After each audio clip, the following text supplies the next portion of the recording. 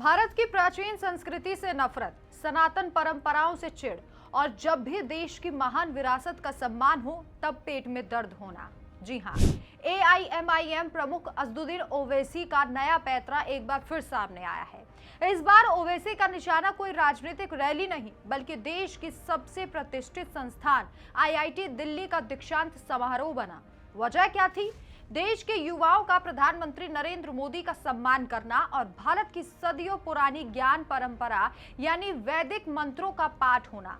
ओवैसी को इसी बात पर मिर्ची लग गई और उन्होंने संविधान का चोला ओढ़कर एक बार फिर अपनी नफरत भरी राजनीति का प्रदर्शन किया। आईआईटी दिल्ली के दीक्षांत समारोह में जब देश के होनहार नौजवान डिग्री ले रहे थे और वातावरण वैदिक मंत्रों की गूंज से पवित्र हो रहा था, तब पूरा देश गर्व महसूस कर रहा था। लेकिन हैदराबाद के सांसद ओवैसी को इस ऐतिहासिक पल में भी विवाद का कीड़ा नजर आ गया। ओवैसी ने छात्रों से सवाल किया कि वे पीएम मोदी के सामने सिर क्यों झुका रहे हैं और वैदिक मंत्रोच्चार के दौरान खड़े क्यों हैं। ओवैसी साहब को शायद ये बात हजम नहीं होती है कि जिस भारत की नींव सनातन ज्ञान और संस्कारों पर टिकी है, उस धरती पर वैदिक मंत्रों का उच्चारण होना कोई जुर्म नहीं बल्कि हमारी पहचान है। सुनिए, ओवैसी ने क्या कुछ जहर उगला है और कैसे प्रधानमंत्री का सम्मान उनको पचा नहीं। आज दिल्ली आईआईटी में वजीर आजम नरेंद्र मोदी को आईआईटी दिल्ली ने मदऊ किया था कि वहाँ पर वो कामयाब तलबा और तालिबात को डिग्री दिया जाए, और मुझे अफसोस के साथ कहना पड़ रहा है कि मीडिया रिपोर्ट्स ये बता रही हैं कि वहाँ के स्टूडेंट्स को कहा गया कि जब वो वज़ीर आज़म से मिलेंगे तो उनको अपनी गर्दनें कितनी झुका के रखना है, और साथ ही साथ मीडिया ने ये भी बताया है कि जब वैदिक मंत्र पढ़े जाएंगे तो सबको खड़े होना पड़ेगा। देखिए, भारत का जो आईन है, संविधान है, आर्टिकल 28 है, अगर आप पढ़ेंगे उसको तो साफ तौर पर लिखा है ये जो गवर्नमेंट के तालीमी इदारे हैं उसमें किसी भी किस्म से मजहबी तालीम को या फिर मजहबी चीज़ों को ना पढ़ाया जा सकता है, ना वहाँ पर कोई किया जा सकता है।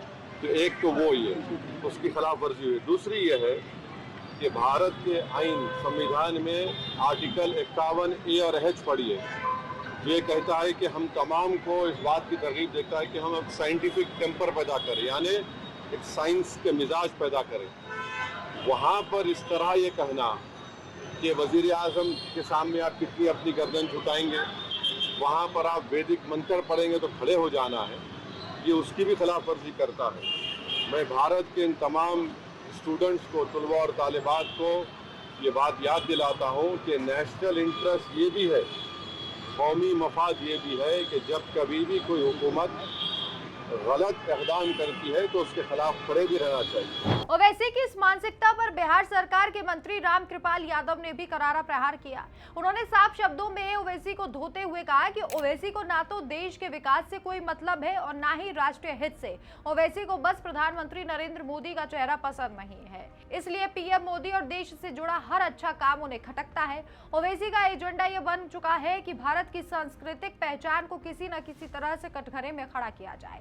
संविधान के अनुच्छेद 28 और वैज्ञानिक सोच की आड़ लेकर ओवैसी जिस तरह से वैदिक परंपराओं को खारिज करने की कोशिश कर रहे हैं, यह उनकी सोच का संकीर्ण दायरा दिखाता है।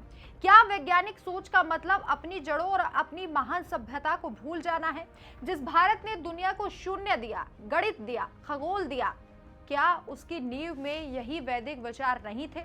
लेकिन वोट बैंक की खातिर जब जब सनातन और वैदिक मूल्यों का सम्मान होता है, ओवैसी अपनी एलर्जी छिपा नहीं पाते। सच्चाई तो यह है कि भारत का युवा अब ओवैसी की इस नफरती और भड़काऊ राजनीति को समझ चुका है। देश के होनहार छात्र अपनी मेधा के साथ साथ अपनी संस्कृति और परंपराओं का सम्मान करना अच्छे से जानते हैं। ओवैसी चाहे आज जितना भी हंगामा खड़ा क्यों ना कर ले, लेकिन भारत की धरती पर ना तो वैदिक मंत्रों की गूंज रुकने वाली है और ना ही युवाओं को अपनी विरासत पर गर्व कम होने वाला है। इस खबर पर आपकी क्या राय है? कमेंट करके जरूर बताएं। देखते रहिए डिटेल न्यूज़ इंडिया। नमस्कार।